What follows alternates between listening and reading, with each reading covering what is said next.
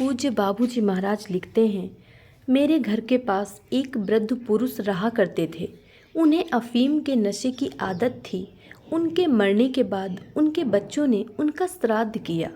फिर भी उनकी आत्मा परिवार के लोगों के सामने आती रहती थी और वे लोग बहुत डरे हुए थे।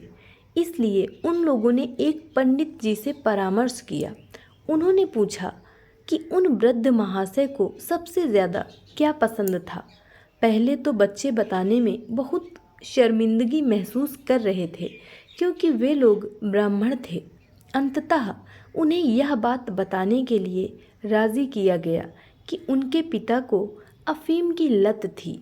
पंडित जी ने उन्हें सलाह दी कि दिवंगत आत्मा को अफीम भेंट की जाए।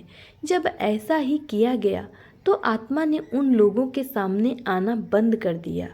यह केवल यही नहीं दर्शाता कि शरीर छोड़ने के बाद आत्मा का अस्तित्व रहता है, बल्कि यह भी है कि हमारी तीव्र इच्छाएं हम में कितने गहरे संस्कार बनाती हैं। मैं आपको एक और वाकया सुनाता हूँ। मेरा एक पुत्र मर गया था और बाद में उसकी माँ को कई बार स्वप्न आते थे जिसमें वह पूरियों की मांग किया करता था। एक दिन पूरी बनाकर उसे उसी प्रकार दिया गया जैसा कि उसे पसंद था। उसके बाद उसका स्वप्न में आना बंद हो गया। किसी ने मुझे बताया कि विमान देर से उड़ने वाला था।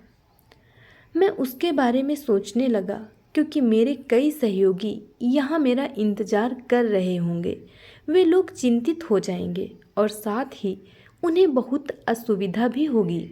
अब देखिए, मेरे विचार का एक प्रकार से असर हो चुका था और अब हम 20 मिनट देर से पहुंचने के बजाय 20 मिनट पहले पहुंच गए हैं। यह कुछ ऐसी बात है जिसके बारे में मुझे सोचना पड़ेगा। आपको भी इसके बारे में सोचना चाहिए। यह अध्ययन करने योग्य है। धन्यवाद।